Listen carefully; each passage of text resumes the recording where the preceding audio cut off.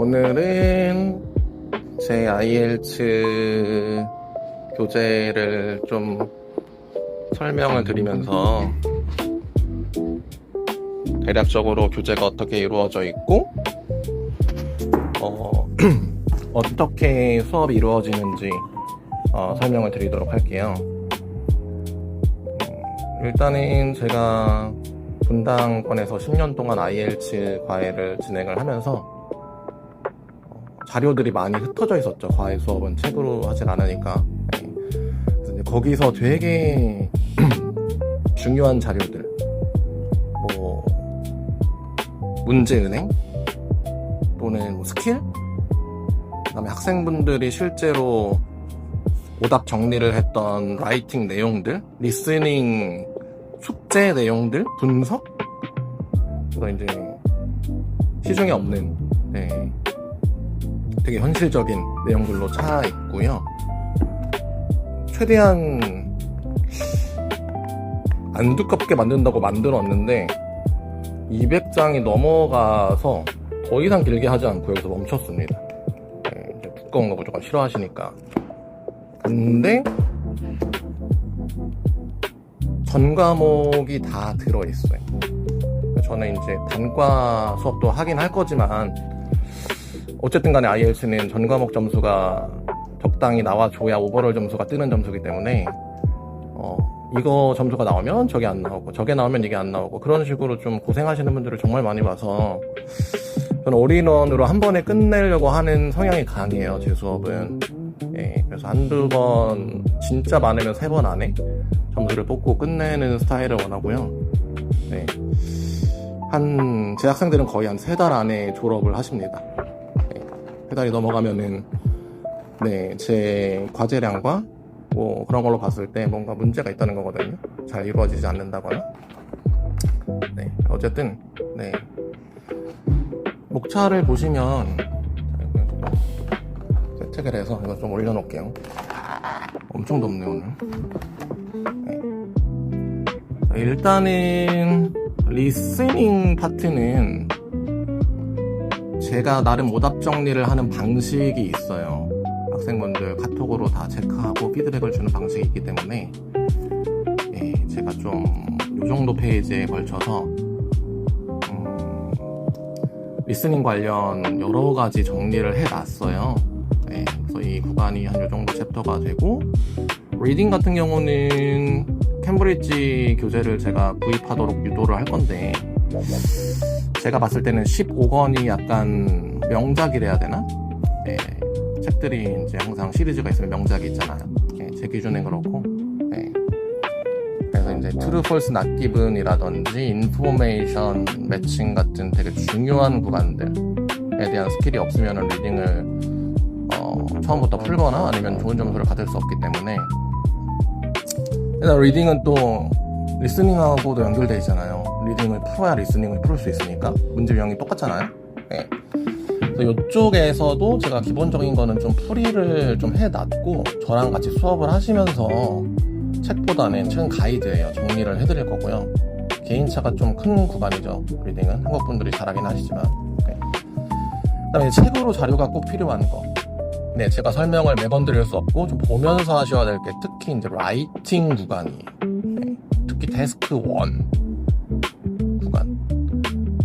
그래서 데스크 1에서 6가지 종류의 차트랑 그래프가 있는데, 걔네를 어떤 표현을, 어떤 시제를 어떻게 쓰냐, 문단 구성을 어떻게 해주냐, 접속사는 뭘 쓰냐, 동사를 겹치지 않냐, 뭐 등등에 따라서 점수가 이제 왔다리 갔다리 하죠. 물론 다들 종이 한 장 차이긴 하지만 그 종이 한 장 차이가 점수 차이거든요. 그래서 요 구간이 이제 전체 마킹의 한 33% 정도 돼요.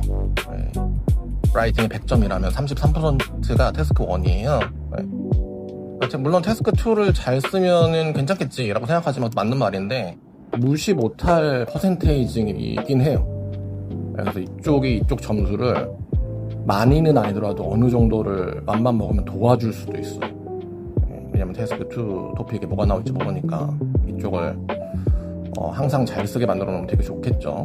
그래서 막 돌아다니는 자료들이 아니라 제가 다 분석해서 학생들이 어떻게 써고 어떻게 시험장에 갔을 때 점수가 나오는 거 다 보고 모든 설명이 다 되어져 있습니다. 그래서 이쪽을 좀 중점적으로 해서 라이팅 점수를 좀 굳히는 느낌의 수업이 될 확률이 크고요. 테스크2 같은 경우는 아무리 강조해도 지나치지 않죠. 라이팅 구간에서 정말 중요하고 IELTS에서 학생분들 되게 힘들어하고, 근데 제 기준으로 봤을 때는 초보 기준에서 봤을 때 라이팅 6점이 전 과목 중에 제일 쉽다고 봐요. 그러니까 글자 수만 맞춰서 틀에 맞게 어느 정도만 써도 6은 나와요. 근데 반대로 6.5 구간을 뚫으려면은 제일 어려운 것도 라이팅이에요. 신기하게도 그렇고, 제 여지껏 수업한 그 과외 학생분들 중에서 아까 전에 누가 옆에 선생님이 오셔가지고 잠깐 끊었어요. 다시 이어서 할게요. 어디까지 했었죠? 요즘엔 되게 깜빡하네요. 제일 6.5가 나오기 힘든 구간도 저는 신기하게도 라이팅이라고 봅니다. 그래서 제 학생들 중에서 제일 높게 받으신 분이 7.5였어요. 스피킹은 8.5도 있었고, 리딩 같은 경우는 9점 만점도 있었고, 리딩은 하나도 안 틀려야 만점이거든요. 리스닝은 8.5까지 받고, 리스닝은 한 개 틀려도 난이도가 낮은 날에는 만점이 나오는데 8.5가 나오셨으니까 그렇죠. 아무래도 하나 이상은 틀리셨겠죠. 근데 라이팅이 좀 적당히 쓰기는 쉬운데 또 잘 쓰기는 어려운 과목이에요.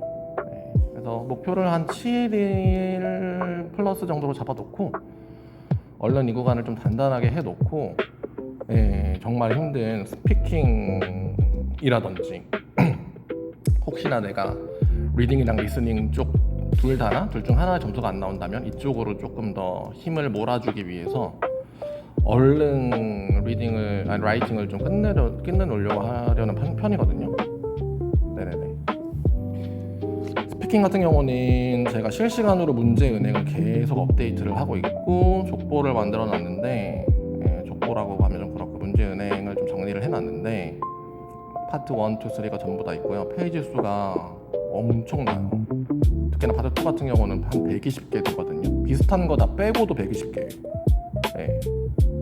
물론 시험관이 물어볼 때는 단어를 살짝 바꿔서 물어볼 수 있지만 어쨌든 120개 안에서 거의 돌거든요. 그래서 일단은 저는 질문을 먼저 다 보기를 추천을 드리고요. 질문을 모르면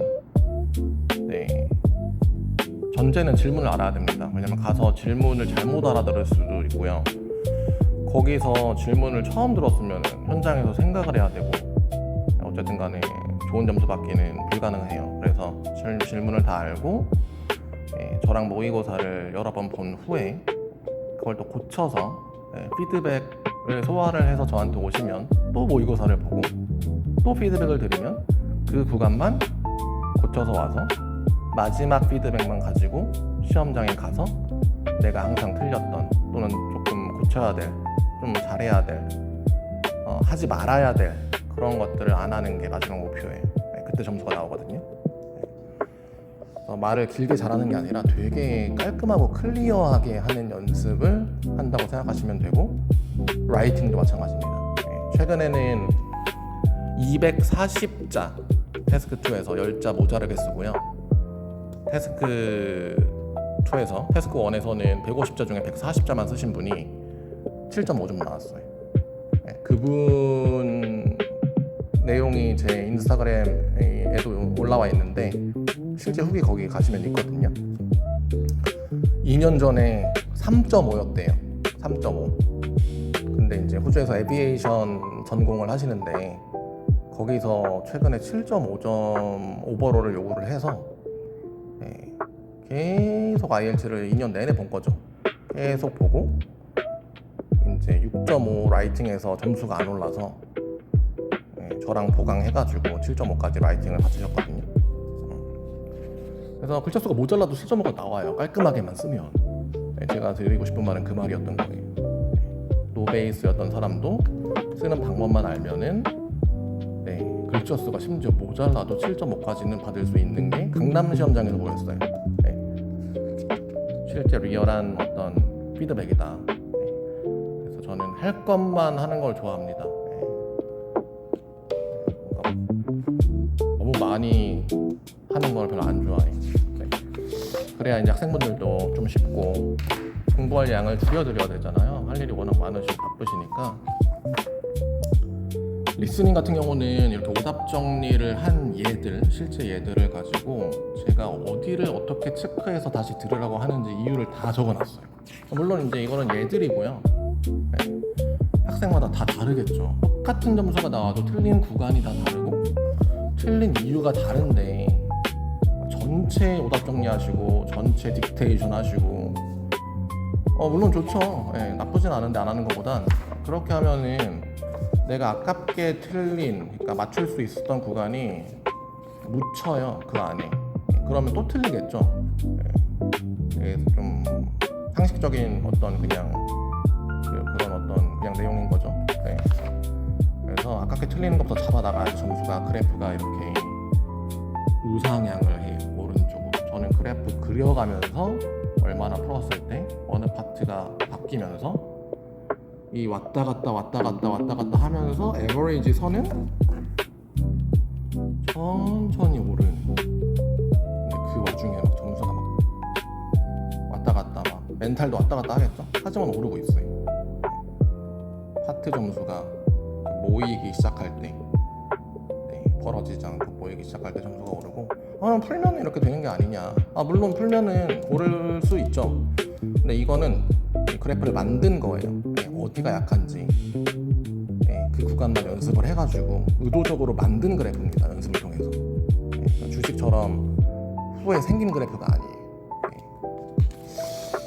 네. 이 부분이 이제 복잡하시겠지만 다 어떤 원리인지 설명을 다 해드릴 거고, 리딩 같은 경우는 그래프가 많이 앞뒤로 위아래로 왔다 갔다 하지 않지만은 되게 천천히 오르는 경향이 있습니다.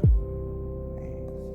리딩은 1시간과 그 다음에 글과 나 이렇게 있잖아요. 네. 그래서 진짜 찐 실력으로 푸는 거고, 리스닝처럼 집중력이 흐트러졌다거나 못 들어서 놓쳤다거나 그런 일이 없기 때문에 자기의 어떤 그 실력이 그대로 나오고 업다운이 심하지 않아요. 천천히 들어요. 시험장 가서도 이제 아침에 만약에 가시면 강제 리스닝으로 워밍업을 한 다음에 그 다음에 이제 몸이 풀린 상태에서 리딩을 하다 보니까 더 그런 것 같기도 하고, 컴퓨터 시험이다 보니까 또 풀기도 되게 편하게 돼 있죠. 클릭만 하면 끝나니까 드래그 하고, 맞죠? 복붙 해가지고 빈칸에 넣고. 훨씬 더 평소에 연습했던 것보다 시험장 가서 뭐라고 해야 되죠? 역대급 점수를 시험장에서 갱신하는 경우가 많아요. 리딩은. 리스닝은 오히려 첫 시험에서는 조금 더 틀리는 경향이 많죠. 네. 그런 것들이 있고, 네. 최대한 양을 줄이려고 했고, 네. 태스크 1에서 수치 쓰는 법들. 7.0 이상 수준으로 세팅을 해놨어요. 그러면 나는 5.0 아니면 나는 막 사람들이 많이 말하는 막 노베이스, 내가 필요한 점수는 뭐 한 6점인데 너무 어려운 거 아니냐. 7점으로 세팅을 해놓고 해야 거기서 좀 모자라도 6점이 나오고 5.5점이 나오고 그러는 겁니다. 그래서 일단은 좀 세게 가서 어느 정도 따라 했을 때 점수가 나오는 게 훨씬 공부하는 입장에서도 쉬워요. 왜냐면은 6점짜리 표현들, 6.5짜리 표현들 가지고 100% 퍼포먼스를 내지 못하면 그 아래 점수가 나오는 건 확실하잖아요. 그렇죠? 네. 제가 상담시에 또 이제 개인화된 설명을 많이 드리겠지만 어떻게든 그냥 최대한 설명을 해드리려고 했어요. 네.